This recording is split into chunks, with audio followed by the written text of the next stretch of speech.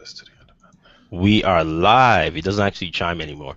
All right, guys. Welcome to our weekly Hangout video. This week we had a bunch of acquisitions, but we're going to start off with the big news, and this is coming from Microsoft. Microsoft basically announced and launched the Surface Pro 3. But before we get in, I think you had that wrong. All of the rumor sites were saying it was going to be a Surface Mini. Everyone was promising us that that's what it was going to be. We'll talk about the Mini. We'll talk about that whole process. But with me today, starting on my left, probably your right, is Mr. Warren Bagnell from Some Gadget Guy. How's it going, man? Hey, everybody. West Coast represent. I got my coffee. Let's talk some tech. Let's do this. And next up is Mr. Warren Bowman from BW1.com. How's it going, Warren? Hey, we're doing good. Got the cran raspberry juice right here. All right, thumbs up. Let's do this. All right, so he's got his cran raz going. All right, guys.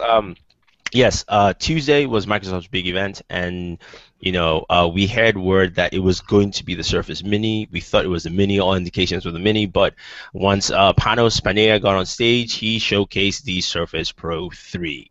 It's Microsoft's must have been the only one that didn't buy the Mini. New tablets. Now, before we even get into Pro 3, the Mini was going to happen. It got canceled literally. Some people are saying 2 days. From people there who heard about it, who knew about it, said it was basically that morning or the day before.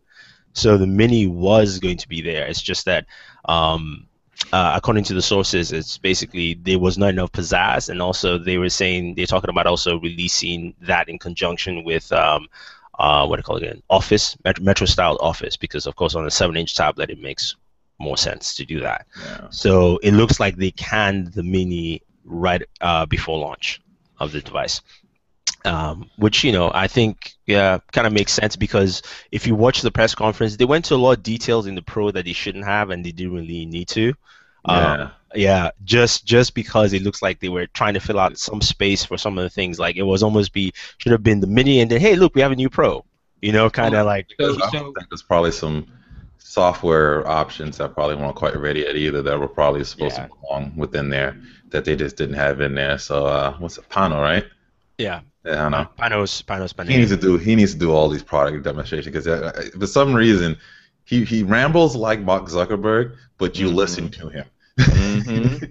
He'll just listen to him. He's got a little sense of dramatic. He's got a little sense of flair. Yeah, he does. I mean, he does give good presentation. He talks about the products to detail. When he's talking about just the events on there, it's like let me show you. It sounds very boring, but it's very important, because if this thing heats up on your lap, you don't want to use it, and it's true. He kind of points out those little things that you go, okay, that makes sense. Even though it's a feature, as he talks about, because one of the key things he kept on talking about was productivity. It's like productivity is not a sexy word. It's not something that people want, but we provide productivity devices and software that most people want to use. And I think he stresses those kind of things well. So. Well, I just want to say, like, Microsoft, in the future, when you're planning on releasing 2 products and you decide to only release one, that doesn't mean that you need to leave your press conference the same length. You could just shorten your press conference a little, and it's hard to do if they're planning to scrap something within a day or two in a press conference like that. No, but that's just it. Like we were saying, like we thought he had to fill out extra time to talk about things that he didn't need to talk about on the Surface 3. I'm just saying, we were all. I mean, true, but think about it though. I think if you really think about how the Surface 3 is a refresh that everyone was expecting now, right? I think most people. The way the press announcement should have been is like, here is the Surface Mini with Metro Office and da-da-da-da. And by the way, how we said the Surface 2 was chunky? Here it is. Here's the Surface Pro 3. Okay. There you go. And you can pick one up and check it out and do what you have to do. So it changed that whole dynamic altogether in terms of what was released and stuff. But going back to the Surface Pro 3, so Microsoft announced it. It's 9.1 millimeters thick, so it's a very thin device. It's got a new kickstand that is awesome in terms of just degrees of the kickstand altogether. And now this flavor comes all the way with an Core i7 processor in there. So your general thoughts on the Surface Pro 3? I'll start off with you, Warren. General thoughts. It's pretty nice. It's a very quick refresh, going from only 6 months from when the last device came out. I mean, it comes out in June. June 20th, I think, is when officially Yeah. everyone can. So basically, it's 8 months. 7 8 months, which I kind of wish they'd have released this at the time of the announcement, because it would have just, I think it would have helped them out a little more in sales with having the buzz going on. Yeah. But it's interesting. I think it's a pretty cool device. I haven't I posted a review yet, but without giving too much away, I kind of think it's still a device that's a little confusing in the market. It's very good at what it does, but do you need to do it for what you want to do on it? Or do you want to pay the price range for it? Because I still think the Pro is still a little higher than it should be, especially at the entry level, at the $799 price tag. And include the damn keyboard. Like, seriously. Yeah, that I'll say. Include I the agree with. damn keyboard. It just makes no sense to someone. And no, not one package includes that. Not even the 1949 Core i5, Core i7 512 model. You get the keyboard with it, and the keyboard is essential because they keep advertising this as a tablet computer that you can use as a laptop. Yeah. I think some of the problem with that is that what's the best way to say this? Microsoft touts this as a tablet, and I think that's a bit of the problem. Because once you say this is a tablet and you look at the price range, public perception thinks it's too expensive. I think they need to try to figure out a way to put this in a category of its own, or just that it's not seen just as a tablet only. Because when you use it, you realize it's not a tablet only; it's a full-fledged computer that you have, a tablet design with, which is what I think a lot of people desire.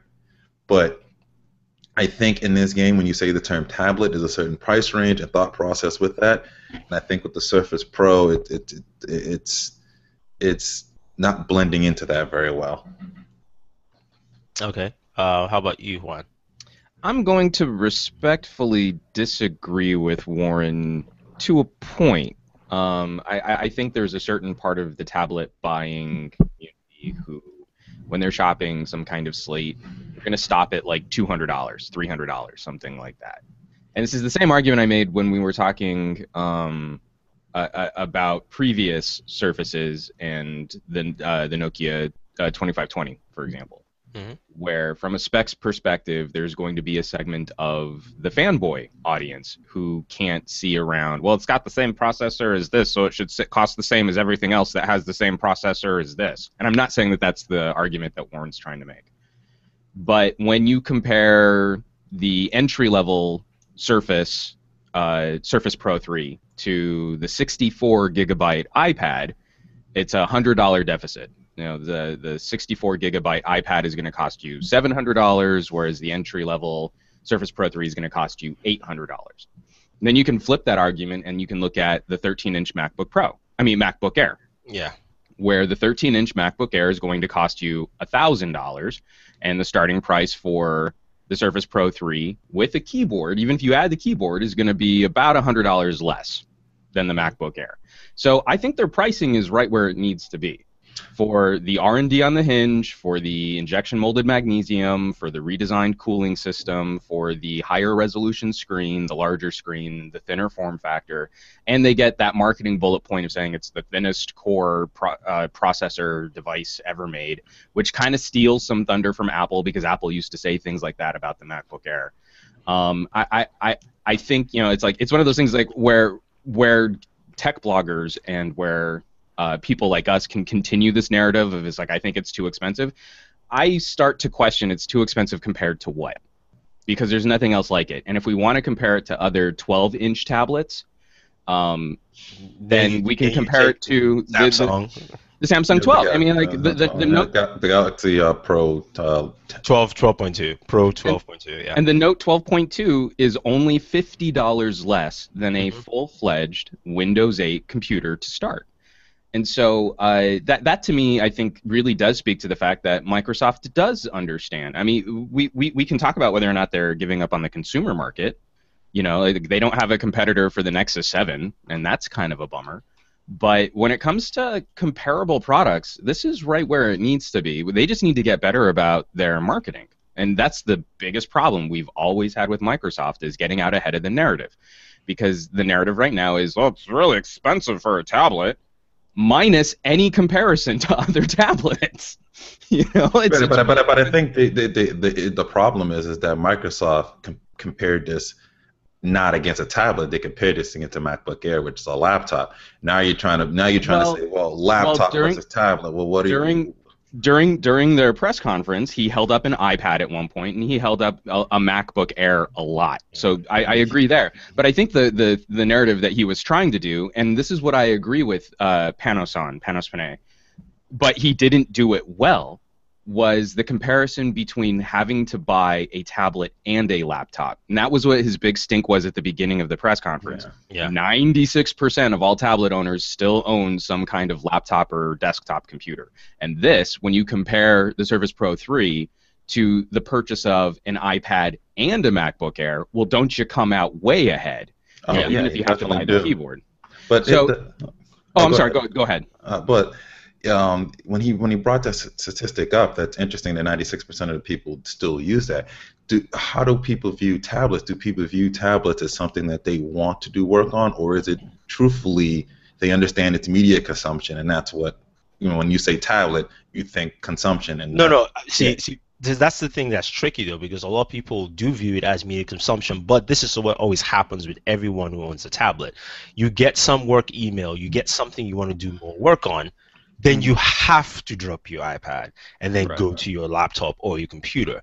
What he's saying is that, and sometimes you always wish, like, you know what, I don't want to drop and move or do something else. It's like, can't this just do both? Which is why you always find a lot of, if you go to the Apple Store, you can find so many productivity devices, apps that try to get you to do a lot of productivity, but when you use it, you're like, there's a reason also why Office on the iPad is still one of the top selling apps. Oh yeah, no. Well, top downloaded apps. I don't know. Top down. I don't know how much money it's generating. But well, it depends on the Office 365 subscription. Right. That's what I mean. It's hard to say, is this actually generating income? But I'll put it this way though. Most iOS users pay anyway for stuff, so we can say at least they're making some money off that. But the things that people want, there's a market there, and people want to have that device. Like, I agree with you, Juan, where it's more of can they preach the message correctly? But I think the other half of this is also, we forget the fact that Microsoft is making this device, has always been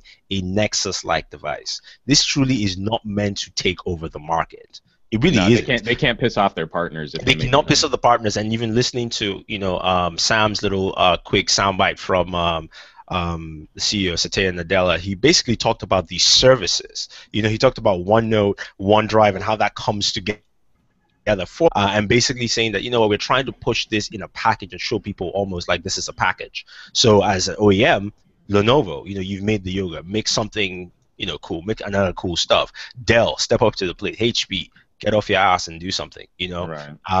And this is to put it out there, because if you price it lower, then you start affecting the HPs and the Dell, and they start complaining that we can't really compete against the Surface because it's too cheap, and the pricing, things like that. It's a rolling. Yeah. But that's true. That's just the because when people look at it and go, wow, okay, injection mold magnesium at $599. Let's say the price, Microsoft can force the price down if they want to.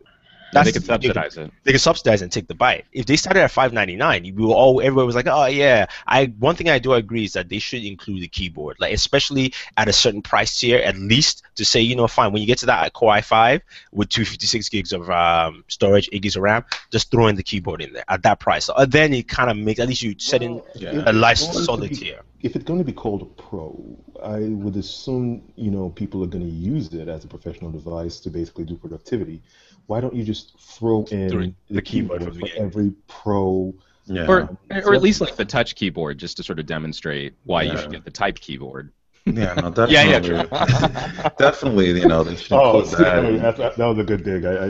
Or even still, though, I think one of the things they should do is that if you're throwing the touch keyboard in there and then you get the type keyboard, get that thing under $100. Then it makes the bite more. Like if it's a $75 price point, that $75 edition is better than $139 or whatever the price is, right? But I'm just saying. I don't know what to say. Different ways of from the accessories talk And follow up on something Enobong just said that you just said, right? You guys are saying that you're saying that this is a Nexus-like device, but name one other manufacturer that did an acceptable version of a Surface device last year. I know the name you're going to come out with, most likely Nokia, and who owns Nokia now? No. So, I mean, on the PC market, the closest thing is Lenovo because they've done Yeah. varying devices. And now, Yeah. when I say Nexus-like, I don't mean that it has to necessarily be, but there are Lenovo at really least no has, partners out there that are doing anything as great as what Microsoft is because doing. most of these Well, partners. I would say Lenovo and Asus are actually doing some Asus really is interesting another things one, yeah. with Windows 8. But maybe lowering that price tag helps disrupt that market a little bit more, shakes it up, and makes But- something happen down there. Because right now, nothing's happening down there. So here's the deal. I question, because I still think they want to be able to profit off of the Surface Pro 3, which is why the pricing is where it's at now. And I kind of view the Surface Pro 3 not as a Nexus in that it's cheap so that they're going to try and disrupt the market. I view it as the benchmark or the standard that will hopefully convince some of their partners that they can also put out more expensive gear. That for a long time, the biggest competition point for Windows and where they made the bulk of their sales was at the bargain basement end of the spectrum. And that if you wanted a nice computer, you would go and buy a Mac. And that's why we see these comparisons between Mac and PC, where consumers will say, oh, my Mac is so much nicer. Well, how much did you spend on your PC 5 years ago? Like $300. Well, how much did you spend on your Mac? Like $3,500. So that's kind of what I see Microsoft trying to do here, just from a branding perspective, is like, hey, we can make nice things, and we're going to price them appropriately for that. And then if you want a Dell Venue Pro 8, you have that option if you want to go with something kind of netbooky. That argument right there, is like one of the things I always have issues with people. Say, I bought a Mac, it was better than my PC, and then you compare the pricing. I'm like, wow, Right. Duh. Well, You get what you pay for, and it's just. But without some really, really big front public examples of what nice Windows looks like, then if they only try to compete by dropping the price, then Windows 8 instantly falls into the same. Well, I'm just going to wait until I can get one for $150 and a half a ham sandwich. Like you don't generate any excitement there. It's kind of the same thing with cars. Like I'm probably never going to buy an Audi, but that keeps me interested in what Volkswagen as a company is doing. So that's kind of what I see Microsoft doing here. Is they've got to put out something that's not only just the threshold to get their partners thinking about building new and innovative designs, but then also pricing it at a point that keeps the idea of premium up there, so that their companies are also trying to invest at the high end, the mid range, and the low end to service all markets. But to add to that, you think, just 1 second, see how that has affected a company like Lenovo. They started off also with the premium counterpart called the Yoga, and because of that, every other device going downwards has followed that Yoga trend. Whether it's just the Flex, which only folds halfway, whether it's a cheaper Yoga too. Well, I'm just saying the first Yoga wasn't the Yoga Pro though. I mean, the first Yoga. But it was still the high end idea pipeline. It was started priced at $899, and you could go up to about. Oh, right, but I'm not saying that's. I'm even going to say that I don't even think that I wouldn't consider that to be a high end price, because I got my Flex. I've got the Twist. I got my Twist when the Yoga came out because I wanted the ThinkPad, not the IdeaPad. Yeah. But even at that price point, I would say their attempt at making the premium price point was the Helix. No, the X1 Carbon. X1 Carbon. Well, I mean, the X1 Carbon. X1 Carbon's like that's a. Yeah, no, but I'm just saying that's their most expensive, most. Yeah, but that's aimed at business. That's not really aimed at. And I would say, like, especially that whole idea of high end premium with business grade construction. I think their first attempt was Helix, and that started at like a $1,500 price point. Yeah, exactly. Yeah. But I'm saying that also is that too has moved down the chain, because you have a cheaper Yoga. You also have Flex 14, 15, those kind of devices that taking some of those features from the high end and say, hey, look, you know what? If you don't want to pay X amount of money for the Yoga 2 Pro. Here's other things that fit that range that gives you some of that perspective. And they've done a good job that. The problem is that no one else in the OEM sector has done that. You know, at least Lenovo has understood that. You know, when Microsoft has set a standard, we can copy it or and create our own thing, and then we can move that along the chain in all our product lines so that consumers go, oh wow, look at all these different Windows, you know, devices that I can pick from. And I think you know, the Surface Pro 3 is the standard bearer, not necessarily a Nexus device, but a standard bearer. And so sometimes, to a certain degree, I understand why Microsoft does certain things with the Surface Pro 3. My only big thing is the inclusion of the keyboard really as a combined package. Like, no, I definitely agree with that. Just call it a day and throw it in there. I know Sam has some other reservations that he mentioned yesterday. Or even if you're just not going to include it in the price of the Surface, if you made a bundle, like you save $10, you know, just something so that save $50. Like, yeah. No, I know. More like save $100. This thing is so high priced. Oh no, but no, it's not. It is not so high priced. Well, you know what? It is priced appropriately for what it is. Well, wait a minute here. For challenge that a little bit. I'm looking. I'm looking at this from when supporting sort of private equity and investors and looking at the price range on this that somebody would in that category would probably want to buy or have the money to spend at that price range. And they look at this and they compare that to an X1 Carbon or a traditional laptop or a Dell that has technically more support in the business world than the others do. It does become a little bit more expensive, especially at it's a Windows laptop, basically. Most of them, especially like business professionals on the higher end that can afford like the higher end versions of the Surface, if you say the word tablet to them, they already downgrade the productivity level within it in their mind already. I understand that as a perception, but part of that perception is built by people going around saying, "Well, it's way too expensive." And it's for that same argument that it's way too expensive for a tablet, but we know that it's not a tablet. But the problem is they call it Surface Tablet. We have tablets out there. We have they call it Surface Pro. Pro 3. That's it. Tablet. No. They didn't use it. I should specify when I say the price on this thing, right? For what it is, it's priced appropriately. However, you don't get to sell it for what it is without taking into consideration what else is out there. You know, you have tablets out there that are half the price of. Oh, but show me a 12-inch tablet that comes within $100 of this thing. None. Show me a 12-inch tablet. We're going to compare it to other tablets. 10. This is a good 10. No. There are 12-inch tablets on the market, Sam. What 12-inch tablet is going to save you more than $50?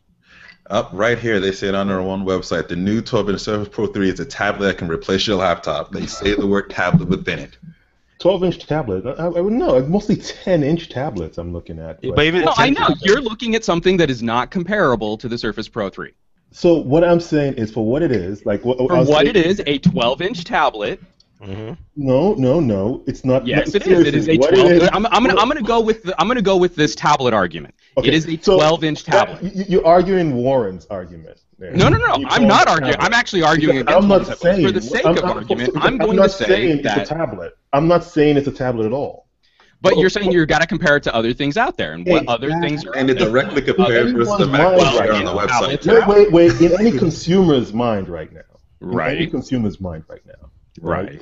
If I'm gonna buy if I'm gonna buy a tablet for everyone at home, I'm saying, okay, I'll buy a mini for little Johnny so he can play with it because he always plays. Okay. With it. I'll probably buy an iPad Air for the wife, and I'll probably keep the iPad 2 I have. All right, now who wants to buy a Pro 3 for the wife and a Pro 3 for me at $1,500 with a freaking with a pen and a keyboard? We're not talking about a $1,500 purchase. If you're comparing it to the iPad Air. $1,500 purchase at a mid-level, not at the highest end. Well, why would consumers be looking at a product called Pro and then going up the chain because on Pro to go and get something because like that. consumers most consumers want to be that prosumer. They always want to be on the cutting edge of whatever's coming out. We all like the new things. What consumer argument? What consumer argument are we making here, where they can't figure out that it's not a tablet, that it's a proper laptop, that they're stepping up to a pro device, and then going to the mid-range of that pro device, and then complaining that it's too expensive? And not understanding what they get for that price. On the wrong page. No, I'm serious. I mean, like, what demographic are we working on here that can be that informed, that educated, and then that ignorant all at the same time? I wouldn't say it's ignorant. I would just say it's the whole idea that people like to get the best that they could possibly get. Simple right, but that doesn't hold true when we start looking at like iPad Air sales. You know, there's like a $900 iPad Air if you want to buy one. Is anyone buying that? No, they know what the iPad Air is and they know what they get. If you go the mid-range, they're buying those 64 gig iPad Airs with LTE. They're buying those things. Exactly. Right, but they're buying the mid-range of the best they could possibly get. That's simply what it is. Yeah, that's the business segment, but not consumer. But we're not talking about anyone in there that's making that choice by mistake. And we're not talking about anyone in there who's making that as an uninformed decision. And then we start comparing college kids. We start comparing this across the board, and there is no 12-inch tablet that is less than $50 that gives you anything near the capabilities of the entry-level Surface Pro 3. And I think there is no tablet that gives you anything that gives you anything as close to what you get from the Pro. And I mentioned before, you can go to a 64 gigabyte iPad Air, and it's only going to be $100 cheaper. And if you go to any Apple fan and say, "Hey, dude, you want an iPad that's as powerful as a MacBook?" They'll understand that. And they'll understand that that's going to be more expensive, and they'll understand why you pay for it. It's only in Microsoft land that we have this problem of, well, it's too expensive compared to what people perceive. Consumers understand what this stuff is if you tell them appropriately. But if all you say is, well, it's expensive for a tablet, then that's what they're going to think. I think that's the problem here with this, because the community, everyone who's touched this and spoken about it, they all love the device, but you hear at least half of the people saying it's too expensive, and the reference is too expensive just for a tablet, also forgetting the fact that they are tablets that expensive, whether it's a range from an iPad or even to the 12.2. The problem here is this: that everybody wants this Microsoft device to start at $699. But that's the honest truth. But the thing here is that, all right, it's expensive for a tablet, it's entry level, when like you can still get the only difference between the iPad at the cheapest price to its highest price, depending on Wi-Fi or LTE, is the storage. Yeah, storage is the main thing. That's the difference. This has more in those differences as you pay. You get processor change, you get more storage, you get more RAM. You gotta remember, this is still battling people that are like that. They might not even be thinking about the 64 gig iPad. They might be looking at the 16 gig iPad or the entry level iPad versus the entry level Surface. That's not a great comparison to have, but there's probably some people out there that are thinking that and looking like, well, which one's well, the thing is also that we are actually arguing the wrong thing, because Microsoft's main argument is that it's not about the tablet we're comparing it to. We're comparing this to why you buying two things. That literally is what they're saying. Is like, why are you wasting money buying a MacBook or a PC, just even call it that, and then a tablet at the same time, which means your cost now, if you're doing the Apple buying, you buy a 16 gigabyte iPad Air, right? How much is that? $4 something? $500. $500, right? And then you buy a MacBook Air at $1,200. How much is that? That's $1,700. Yeah, $1,700, right? When you can easily start at $799 or even spend $1,700 and still get a better device than both. That's what they're saying. I mean, that's what their range is there for you. So it's if the advertising campaign actually pushes the fact that, look, this replaces two things properly, whether it's you buying an iPad or whether it's you buying a MacBook Air or a PC at that price, then you have the best of both worlds. But if we argue, is this replacing a tablet, then that's a bad argument, because you know that there's a different price range there, and also even processor-wise, it doesn't even compute. But we're just arguing for argument's sake, and if we just argue, then they need to drop the name tablet from all their marketing terms and not call it a tablet. Well, see, but they're calling it a tablet that replaces. That's a different thing case by just saying that because it still is a tablet. I mean, what do you want to call the device? It's a slate. It's a slate PC. Yeah, it's a tablet. I mean, the honest truth is, or maybe just call it just a PC. Maybe just it's a Microsoft PC. It's not. No one's going to actually buy that because when you actually just call it a laptop. No, that's actually getting back in time. It is a laptop. I mean, it is a laptop. I kind of wish they would make a laptop.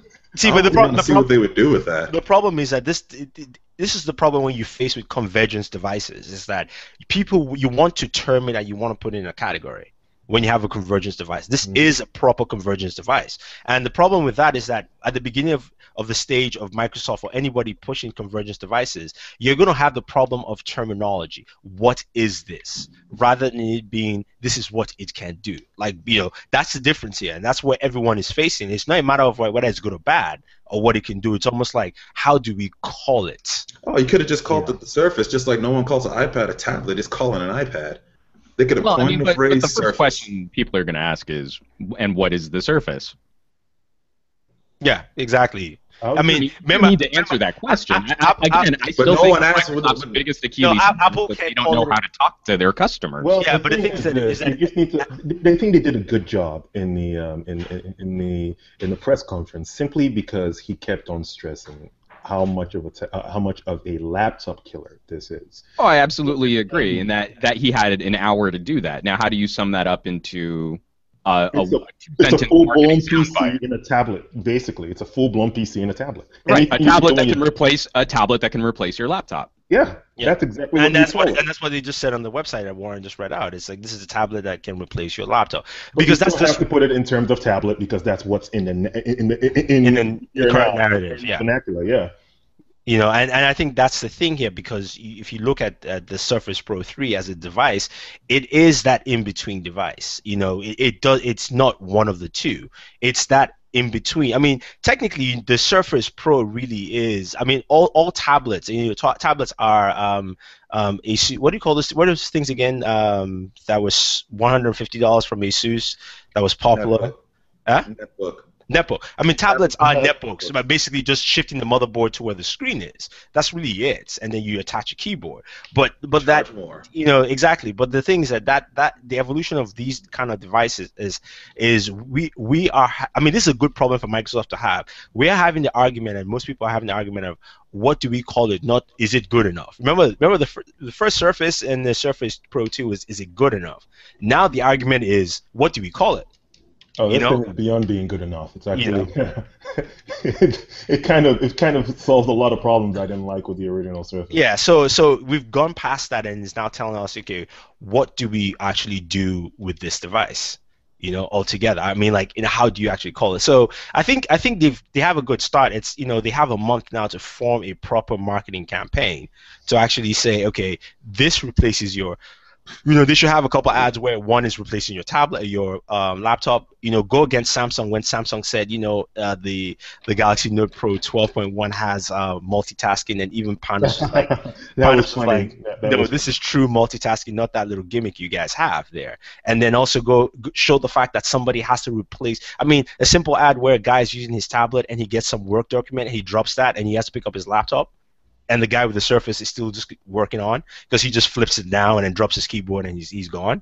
I think those are the kind of things that consumers need to see, where you now go, oh, okay, so I don't have to change my device or move away. So I mean, I think it's just how they express the narrative, like how you said it, Juan. Is their advertising going to actually help push this device in the long run? All right, so we spent some very good time on the Surface Pro 3. But we're not done. We're not done. Wait, what was missing from that announcement? Okay, let's go. Oh, we talked about it. We talked about that. You were late to the party. Yeah, okay. Yeah, Surface Mini. That's what happens when you don't show up on time. Hey, some of us have to run around and jog and burn. Yeah, and some of us have to wake up 3 hours earlier than today. So I don't want to hear it. Yeah, we have a couple of comments here in the Q&A. Matt Copeland says, "Hi, Seal. I mean Sam." Hey, if I get Heidi Klum, all I need is my Heidi Klum. Yeah, well, the divorce now. That ended. 7 years, man. I'll take it for 7 years. That's what I'm saying. Okay. Luis Viala says, Borderwork, how many headsets do you have in the background? And Lou Rod says 21. You are correct. So, thanks for actually answering that. Juan's getting pissed, yo, according to Matt Copeland. Matt Copeland said you were getting pissed, Juan. Is that true? I got a little lit up. Okay, all right. Moving on to the next topic, which should be interesting. Google is looking to acquire Twitch, according to Forbes, and it looks like they're going to purchase Twitch for $1 billion.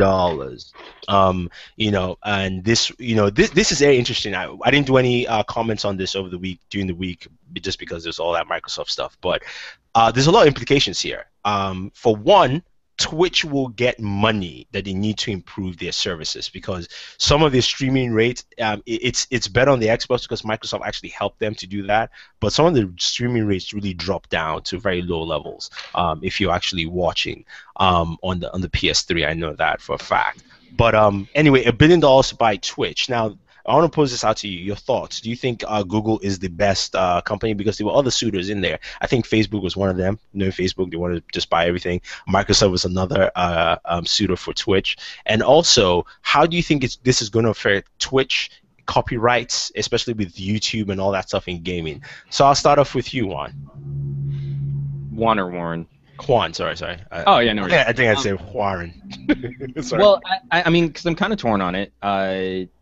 One, so first off, let's just say I'm not the hardest core gamer that I used to be a much bigger gamer than I am now, and so the idea of Twitch is a sort of a general umbrella. Isn't really content that I interact with on a regular basis, but it's interesting watching what's happened to this company, because they absolutely haven't been able to keep up with the growth and popularity of their service. And I was pretty sure that at some point it would be a Microsoft or a Google buyout. The price actually seems a little low to me. Like, this could be maybe the best $1 billion a company has ever invested in a buyout like this.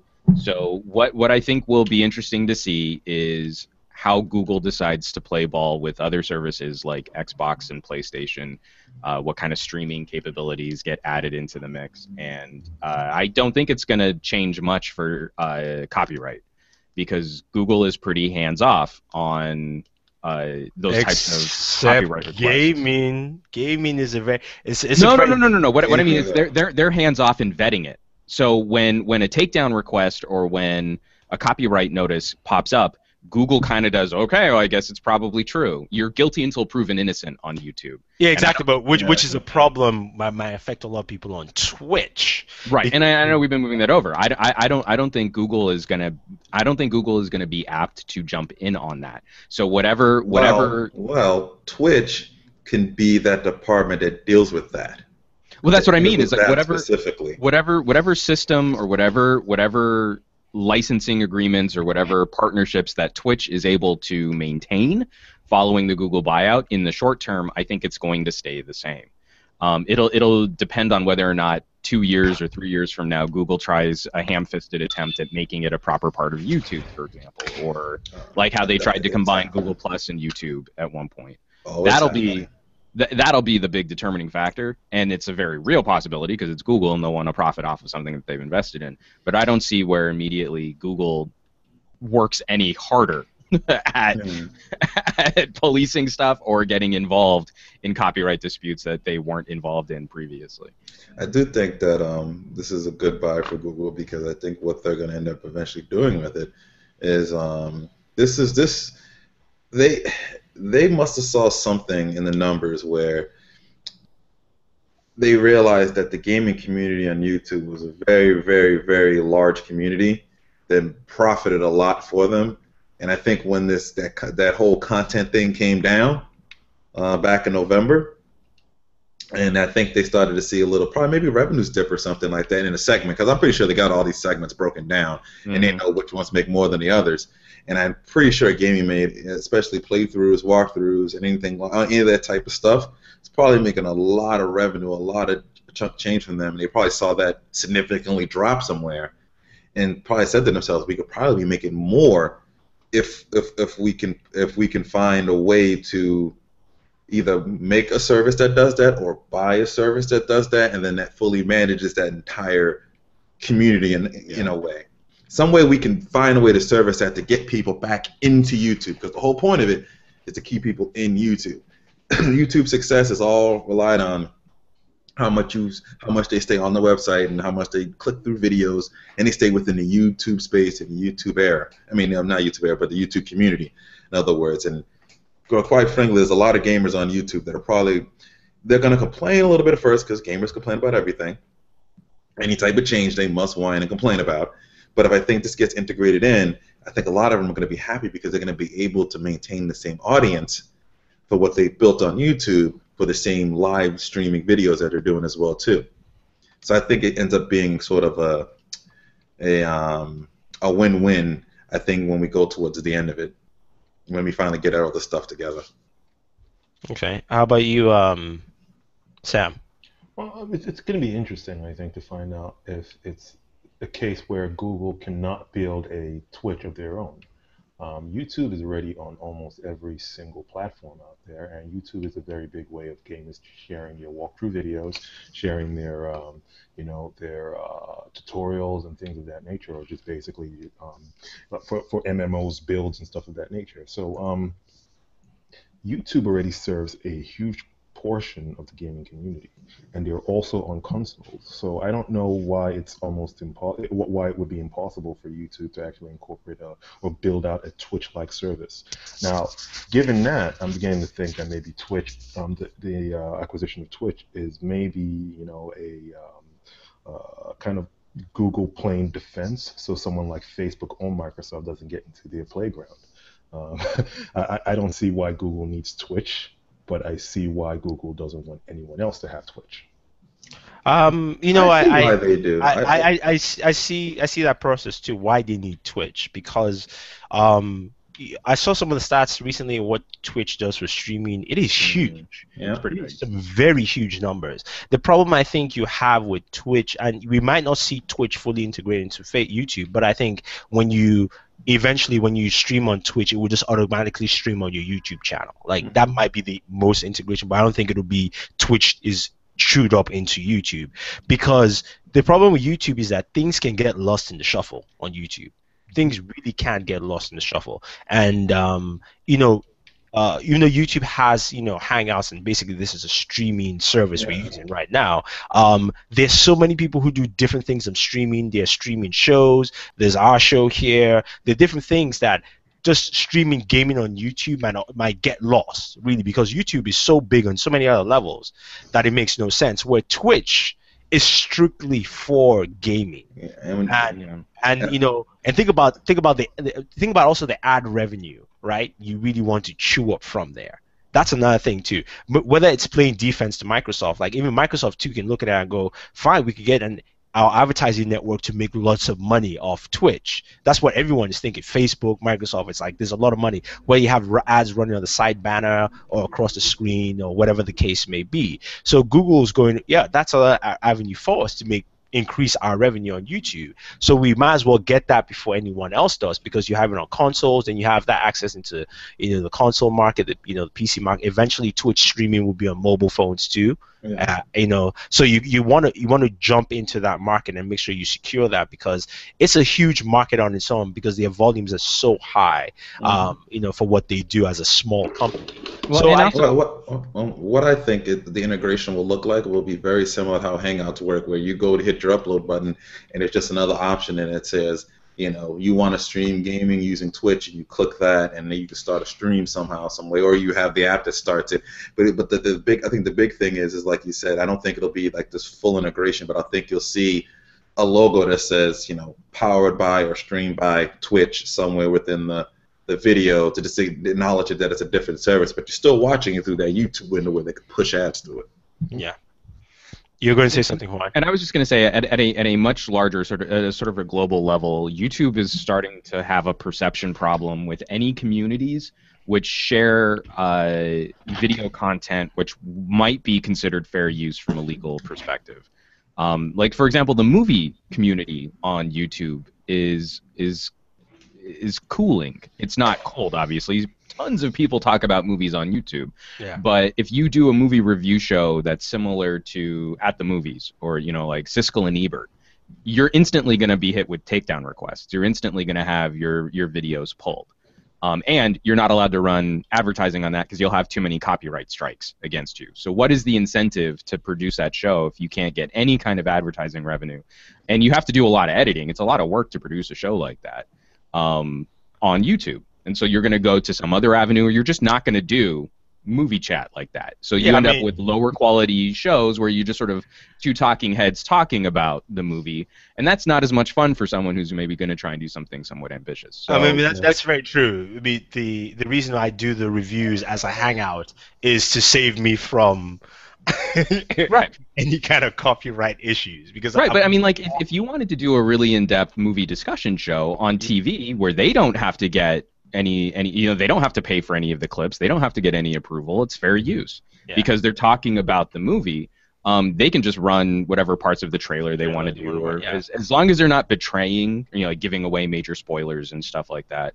That's how fair use works. And I think too many people abuse that just to put in a funny clip of a movie. That has nothing to do with fair use. You actually have to be discussing the product, and you can't be betraying the product for your own benefit or for your own gain. But that's still, I mean, there are people who want to legitimately do that. YouTube is not the place to go anymore. YouTube is not a welcoming environment for that because of the way that Google automates its takedown. And video gaming ran into that same problem. Yeah, we got that flag recently. And so when a whole community is going, you know what, Google's solution is kind of hostile to us right now. We're going to go somewhere else. And I can see where maybe they would be getting nervous if Google buys out Twitch. But Google has that perception problem right now.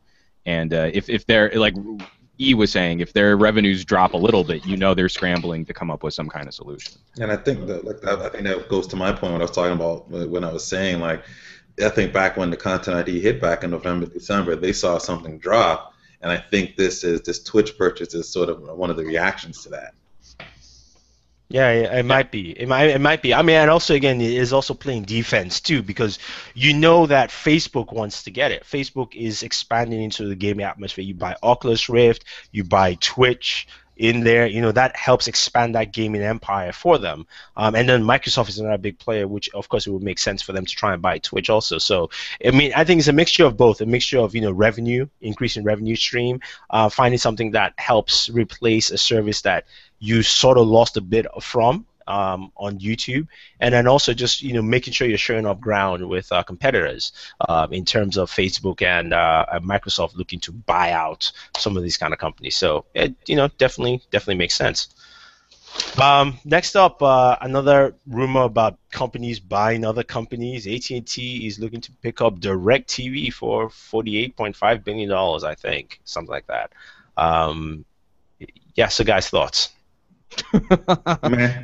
Okay, so I'll say this right up front. I have a really good relationship with AT&T. Mergers like this just make me nervous. I don't like it when companies, even companies that I have a good working relationship with, have too much stuff.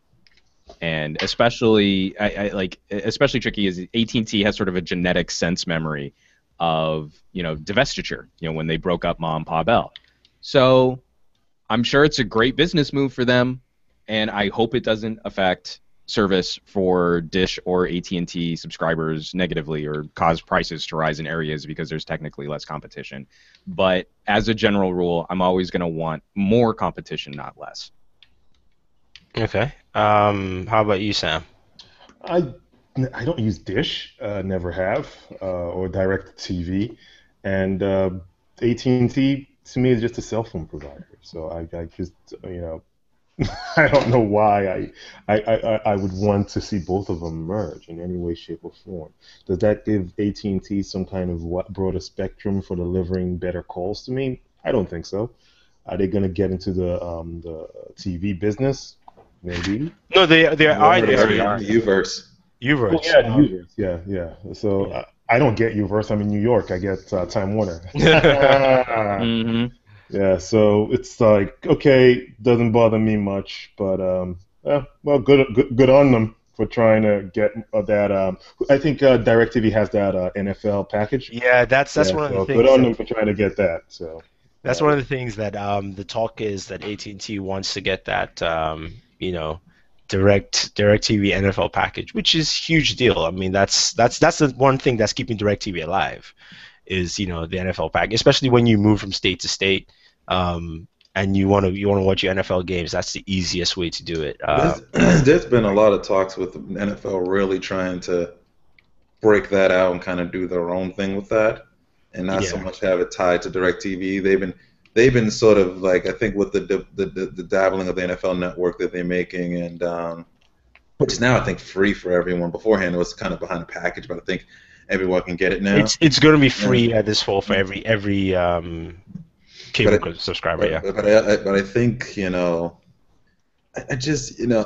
I wouldn't put it past them if they start doing, if they look at something similar to what WWE did with their network and throwing it online like that, and seeing that people are subscribing and people paying that money to go and see that, see the content. MLB does something similar to this as well. I mean, technically, baseball is what made that type of technology. What the WWE Network is based on is actually MLB Advanced actually makes it.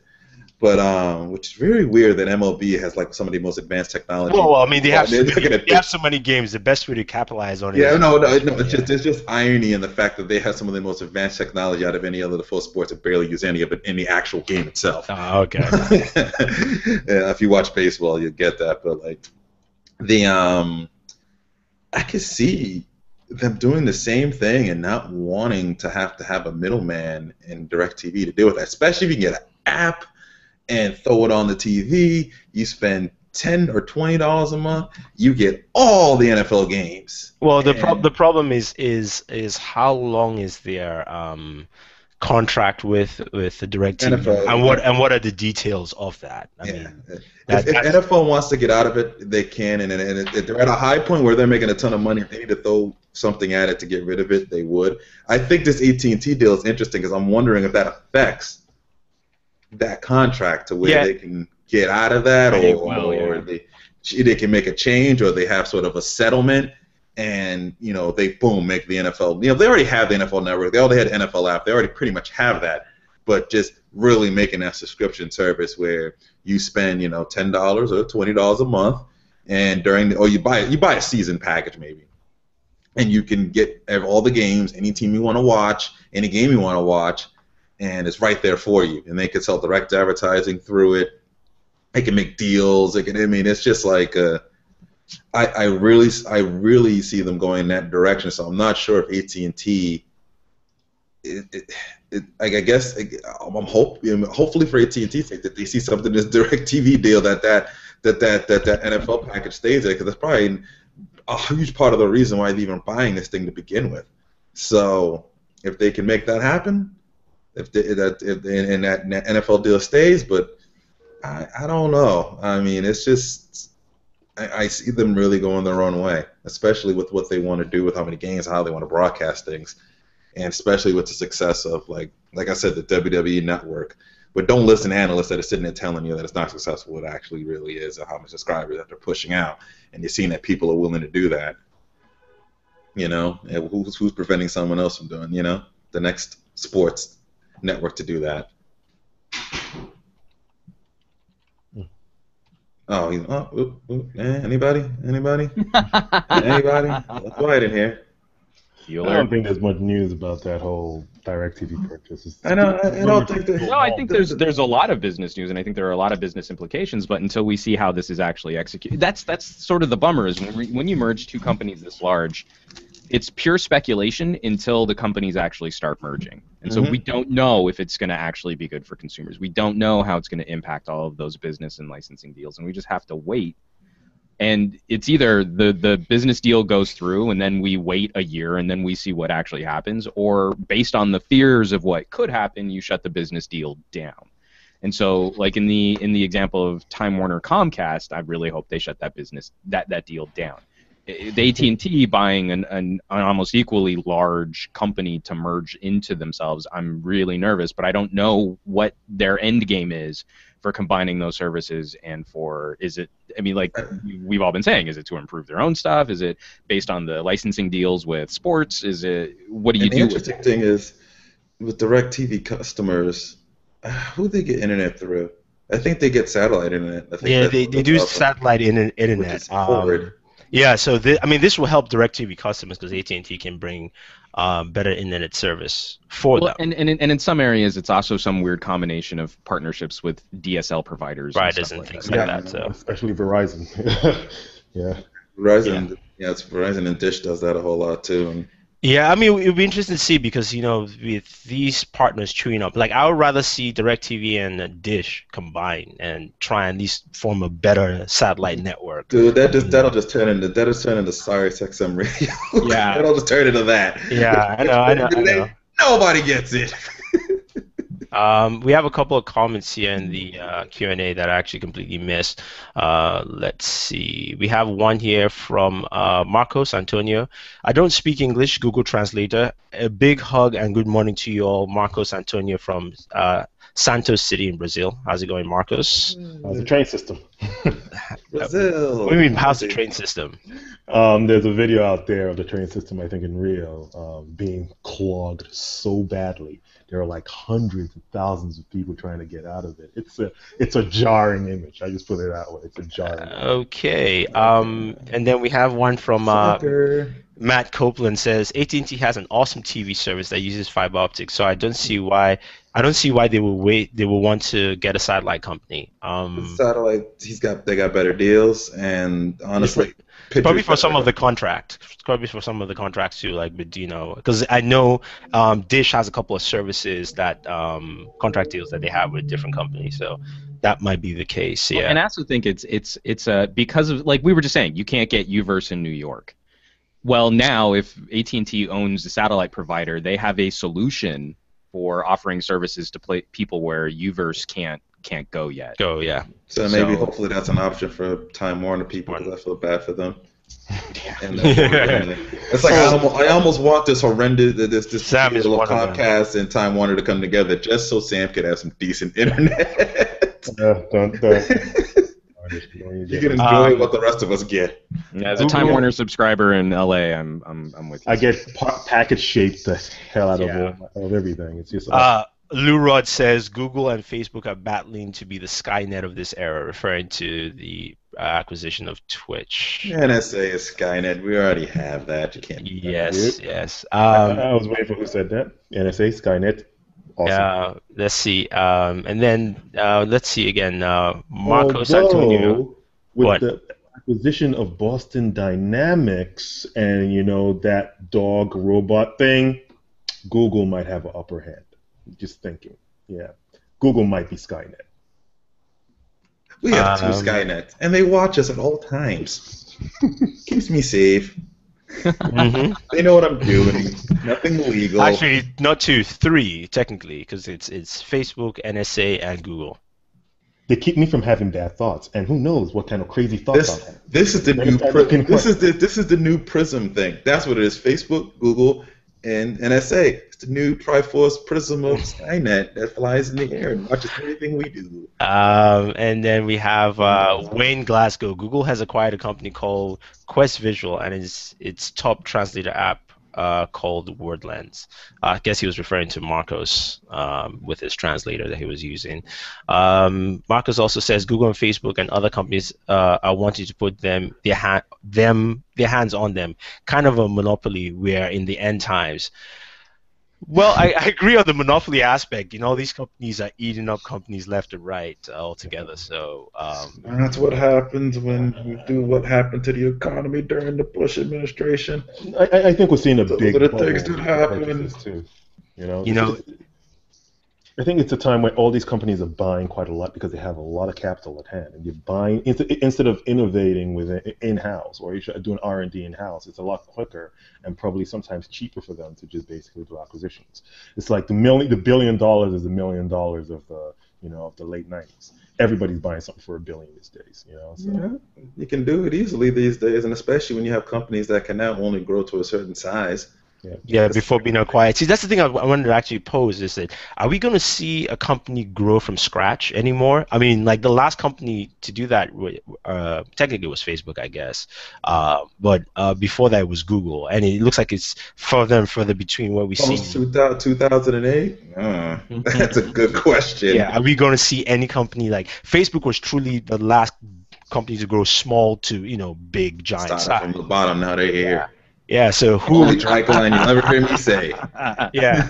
So is that ever going to be possible, or will it just be all gobbled up at some point? I think what we're going to see is a change of. We're going to get back to where businesses get big, but in a regional sense. They'll be big in this area for this company versus big in this area. I think we're not going to see these. I don't think we're going to see conglomerates. There's going to be just few conglomerates out there, which I think is still needed in the economy. There needs to be a few of the big boys out there. There doesn't need to be that many. There needs to be a few with, I think, some small subsets down. But like anybody going from that to that big, it's never anyone's guess when that's going to happen. Because even look back then with Facebook, who knew that was going to happen with Facebook? No one thought that. We thought the last time we were going to see somebody go big was Google before that. The last time we thought was Yahoo before that. It's just like you never. I think that's something you just can't predict. It just happens. You really can't predict it. You know what? I just really can't predict it. But go ahead. No, I was just going to say Microsoft should buy Spotify. Really? No. It just popped in my head. It's one of those things that what Spotify will be bought out, but it won't be Microsoft. It should be by them. It's a good service to add. Facebook. It's good to add to that OneDrive locker feature that they're going to have very soon with Xbox Music. You might as well buy Spotify. I'm just saying. Hey, you guys saw my text yesterday about freaking Xbox Music. I am still pissed off. No, it's broken with after 8.1. It actually is broken. They admitted that they've broken Xbox Music, and they're trying to fix it. Things I don't use. Thank God for Google Music. Woo! Oh, thank God! Yeah, really, thank God for Google Music. Yeah, so that's why Spotify came to mind. I'm like, you might as well buy them out and be done with there. I mean, you're buying technology there, though. You're not so much buying. Oh, but he's buying technology and also a large subscriber base too. Yeah, that's true. That's true. But what I guess to answer your question, I said like I was saying, we don't really know, but I do think there's going to be cases where small mom and pop operations are going to be able to get that. The best example is maybe In-N-Out Burger Way, where they're in one sort of area and they may not go to another area, but they're big and where they're at. Might be even a better. I love Chick-fil-A. Realistically, yeah, because they've moved. That's dangerous to say these days. Well, but they're it is dangerous. Like we're black people saying we like Chick-fil-A on here, and all implementations are just going on right now. Guys, I think we've all grown as a group of friends well enough for me to finally admit to you guys that my favorite fast food chicken sandwich is actually the Wendy's spicy chicken. Wendy's. Not spicy, but Wendy's. I'm glad you're able to break out the shell. I just feel we've grown together. What you do, right? What you do next time you go to Wendy's is you get that spicy sandwich, right? And then you get your fries, but then you order a really small McFlurry, right? Or no, I'm sorry, not the Frosty. The Frosty. And you you dip the fries in the Frosty. It's phenomenal. Yes. Oh. That's why I don't go to Wendy's. And then just as another tip for those wait, you're telling me to dip potatoes in chocolate? Well, it's salt and chocolate. It's basically the salty French fry and the chocolate. It takes every side of the taste bud and just. Have you had this, Anabon? No, I haven't. And if you've ever had like a salted caramel, for example, then okay, all right. I get it now. All right, I mean, I'll definitely try that now that we've gone to food. You should do a review. Yeah. Damn. But really, everyone is buying something right now, and to see and just to basically to think that you will have a company that is probably doing something innovative and not get bought up by one of these bigger companies, it's almost unthinkable right now. Because if you think of any company out there, even companies we don't know of, that are doing innovative things, they get gobbled up just like that. Yeah, but I mean, the purpose now for most people is they want to be gobbled up anyway. So. Yeah. True, but we're also seeing these companies, these bigger companies like Google and Facebook, basically in their thirst for new technology and acquisitions, stifle innovation. You know, Yeah, I mean, but that's you what know what the happens. hilarious thing is that they're doing, Sam? You'll kind of get this. They're doing what these companies are doing now is exactly what the private equity business does. Exactly the same Like, thing. not even the yeah. private. Buy up and invest small. Like exactly, they're just not selling a portfolio to someone else. Dude, this is not even the private equity. This is what pharmaceutical companies have been doing for years. If you look at Yep. any of the big major pharmas, none of them have made anything in-house. They've been buying companies. Glasgow and Wellcome has just been buying companies. Whether it's Pfizer, Pfizer doesn't make anything in-house anymore. They just buy. They wait for somebody to develop something, and they buy. And that's what the industry. And that used to be something pharma used to do by themselves. And that's what And now banks the do. industry now is just taking it as the whole big way of moving forward. So, it's interesting to see. Speaking of acquisitions, word came out that Apple, the acquisition of Beats, is not really about the technology or the products or even contract deals in terms of Beats Music, even though they do have some good contract deals. It's actually about the talent. They are paying for Dr. Dre and what's his name again? The CEO. Jimmy Iovine. Jimmy I don't Iovine, believe yeah. They Jimmy Yeah, Iovine. man. Dude, and I kind of agree for two reasons. Jimmy is a music guy. He has set a lot of big changes in the music industry, especially if you look at the pricing he got for Beats Music, where it's with the lowest. They actually play less than a cent per song, and Spotify pays almost about close to about 3 cents or 4 cents or so per song in terms of streaming music breakdown. And So also it does kind of help that he runs a company that owns a giant exactly. amount of library. So if you're buying that whole segment together, right? And then also they also talked about Dr. Dre he set the standard on the cultural side of making headphones hip. He really, he was that cultural push there, in there. So I think that for me, I think the purchase of Beats is a combination of all those things combined. It's not just necessarily we're buying just because of one thing, but it looks like the talent is also something that they really want to pick up.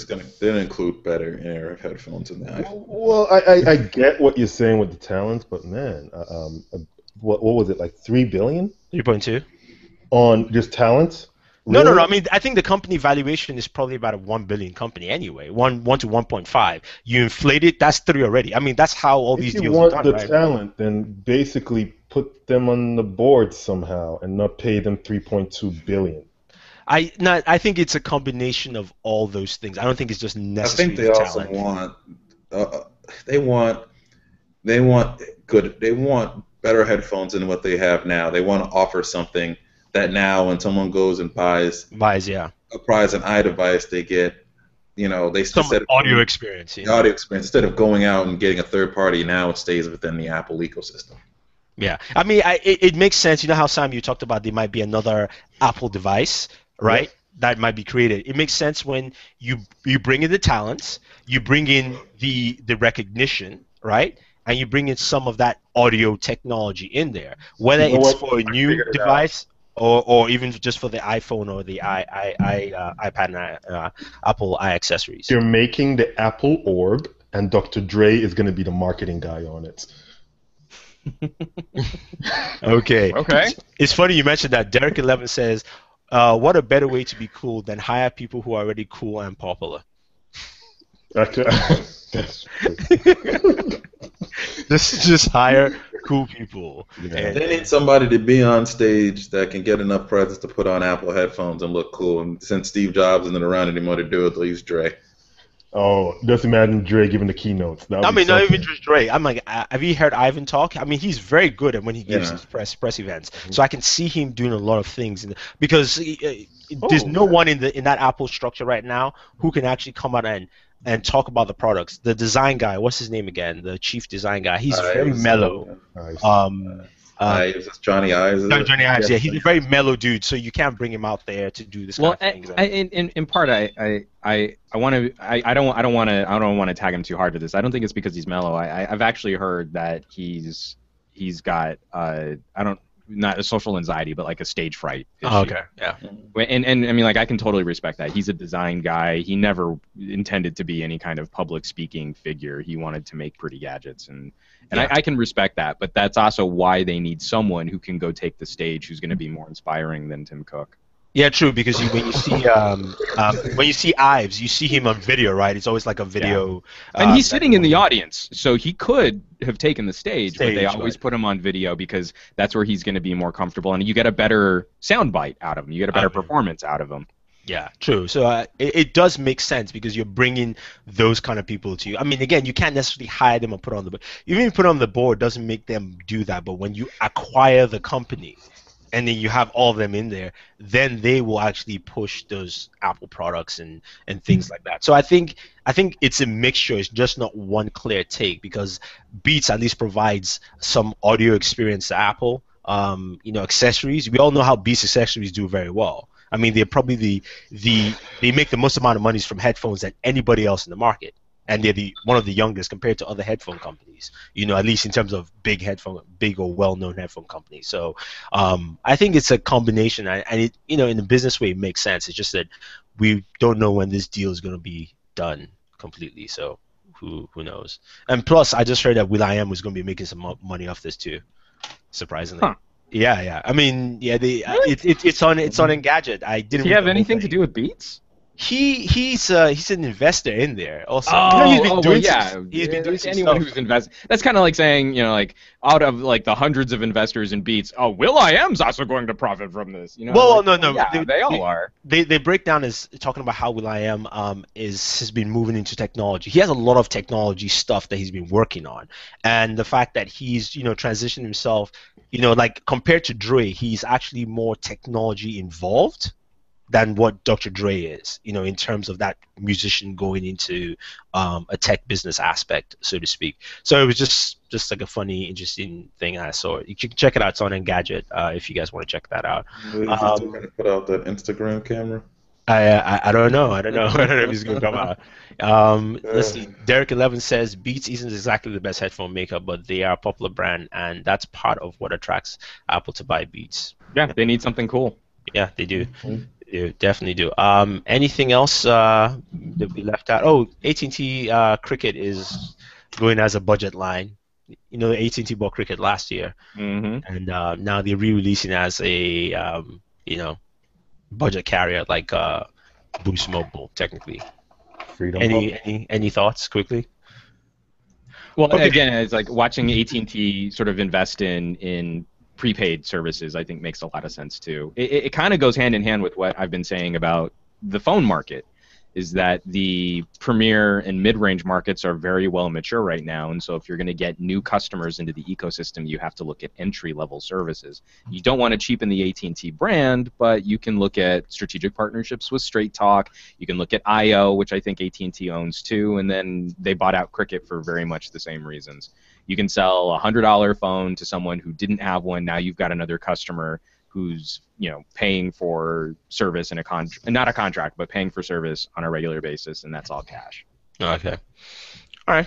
Makes sense. I think everyone has agreed with Juan on that one, and we can we can either round up or anything else we missed this week that before we finish up. Any ideas, thoughts? I think we're good. Oh, Titanfall did a backstep basically this week with. What do you do? They had taken away the capture the flag game mode, which I personally play, but apparently less than 1% of people on PC play that is bad mode. Funny, right? So they took out something that nobody liked. The majority of people didn't like, except Sam. Because I don't play Capture the Flag over there. But they put it back. So my word carries a lot of stuff, although I said nothing whatsoever about it. They probably read my mind. They're like, oh my God, they probably pissed Sam off. So let's put it back in. So they're putting it back in. So that's a great idea. You are a pretty scary dude. I mean, as scary dudes go, you're like way up there. So Black Eye. Yeah, so that's actually pretty interesting. And also the beta for WildStar was over last Sunday, and a lot of people got to play it, and I think it was pretty interesting because... Wasn't that game out last year? The game isn't out. It's coming out.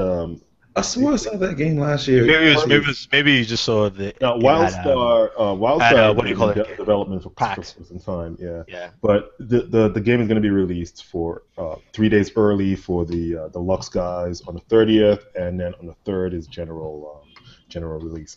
But I'm definitely a lot more interested in that game now since the open beta. I played it for 2 days, and it was actually a very interesting take on the whole MMO space and actually telegraphing of boss and enemy moves. So that's basically it for this week. Those are the two things that one more actually. This is from Wayne Glasgow. Before you go ahead, he says, "What do you think about Samsung and its own version of a virtual reality headset for your smartphones?" Remember that? Did you guys see that? Oh yeah, I saw that. The thing that I'm curious is it going to be VR? Is it going to be augmented reality? Is it going to be like Google Glass, or is it going to be like Oculus? And I think it's going to end up being more like Google Glass.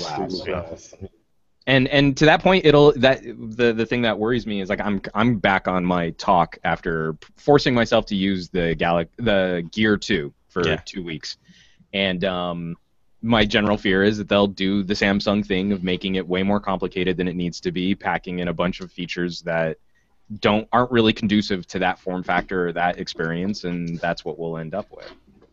Okay. I was gonna say.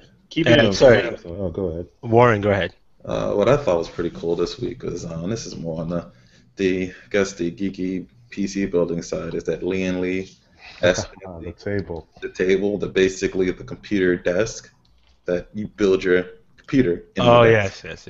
That thing is awesome. Are you going to try and get that so we can check it out? Oh yeah, man, I'm trying to get that. That's pretty cool. But that's something I've been wanting like that. I've been wanting something where like it makes sense to take your PC components and put it inside a desk. Like if you build it within there with the case and chassis and everything in there, and especially if you're a person who uses the computer a whole lot and you're trying to save space, it just makes sense to have it in there. So I'm really interested in this. There's two versions of it. There's the DK01X, which fits one PC, and then there's a DK02, which fits two PCs actually inside of it. So you can actually have two separate PCs inside one desk. And then they're all wall mountable. Probably has a built-in KVM switch in there somehow. That'd be pretty. Well, it's literally two separate sides. So you could make a KVM if you wanted to, or you can mount up to 3 monitors on it, and just have one monitor for that, or however you want to configure it. Because when you with the DK02 that has the two sides, they both have USB ports on each side. So one side has 4 USB 4.0 ports in the front. Another one has that on the other side. They have power switches for each one of them. Like build two separate ones inside of it. There's a good video on it on Liam Lee's. But I have it on my own posting here. But they do have a good video on YouTube about it, and you can see kind of everything inside of it. They show you the different size of boards that could fit inside of it, different configurations. So essentially, if you wanted to have a regular PC then a dedicated gaming PC, you could do that. It's pretty cool overall. Okay. Are you about to say something, Sam? No, I was also going to say, talking about Samsung, the whole rumors again coming up about another Samsung Dick Tracy watch. Oh yes, the Gear Solo. Device, without a phone or any other device, just solely from the wristband, and I think that's an interesting idea. Okay. Samsung has that event in July, which is we all think it's tablets, but with the recent leaks of the Active, the Prime, I think it's gonna be a suite of things. Yeah, it looks like I think that they're just gonna lay out like, hey, we have a bunch of new stuff here. The Galaxy Pro series or something with all 2K displays. But personally, right now I think we've gotten to the point where we can actually make that Back to the Future jacket. So I just wish one of these guys would just, since they're making all these weird watch devices, decide, you know what, we're going to make the jacket. No, it's Nike, man. Come on. They've already done the shoes, right? So we might as well just make the jacket, throw in Apple stuff, since Nike's an Apple company. Pushing a ton of technology in there and just be like, that's it. And be done with, And then we'll have the Back to the Future sneakers with the Nike jacket rolling. Okay. Awesome. With iOS running it, since, like I said, Apple should just buy Nike and just call it a day. No, that should not happen. I know it shouldn't happen. I'm just saying, considering like maybe buy their hardware division, but not Nike. How are we sure that it's not happening piece by piece? I'm just saying. It might be happening. Just slowly selling it away piece by piece. All right, we have a few more things here. Derek 11 says, but if you have a desk built-in PC, then you might also as well get an all-in-one unit. Nah, not necessarily. This is very different. You need to see the video to understand what it really is. Go over to BW1.com and check it out. You see Both things are on the front page, so you can see on the front page and you see that. He also asked, do you think budget phone trend will cause the price to drop on high-end devices, iPhone S? I don't think so. Any quick thoughts? Probably not. No, I don't think so. Okay. And then Matt Copeland says, I think will.i.am has his own car company. He talked about it on Top Gear. Yes, he did. I actually watched that episode where he was talking about he does custom cars, which is actually pretty cool. He said he went back to his old neighborhood and hired every guy who was a mechanic there, and just started up shop, and he does custom vehicles. Where's he from again? Shoot, I can't remember where, but I remember that episode where he just talked about it. I was like, that's a good thing to do. That's a good way to service back and join your passions.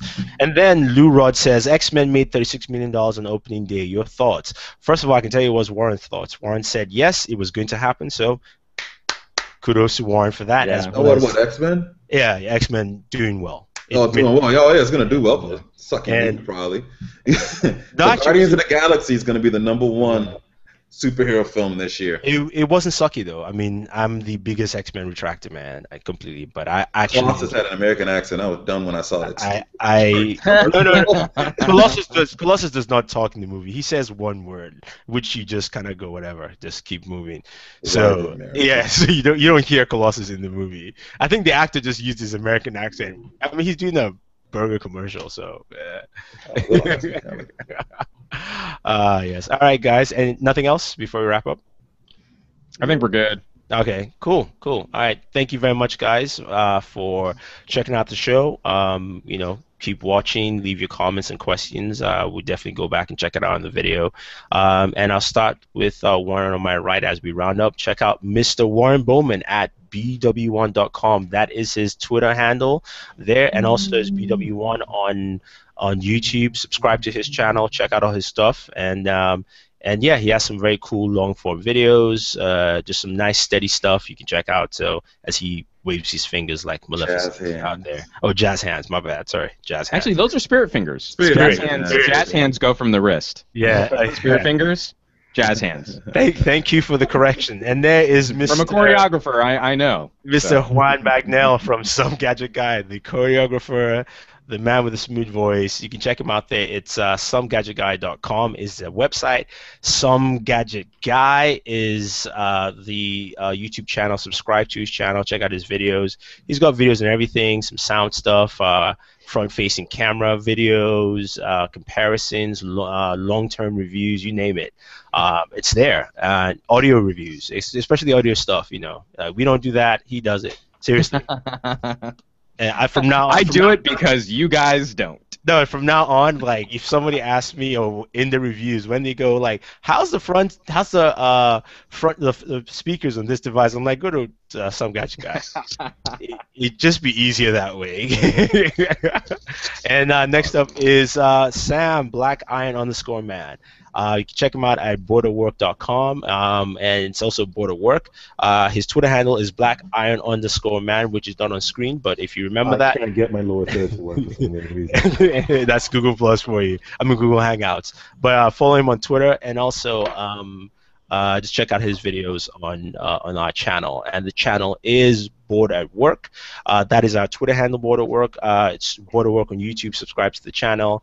And that's it, guys. Thank you very much, and always enjoy entertainment.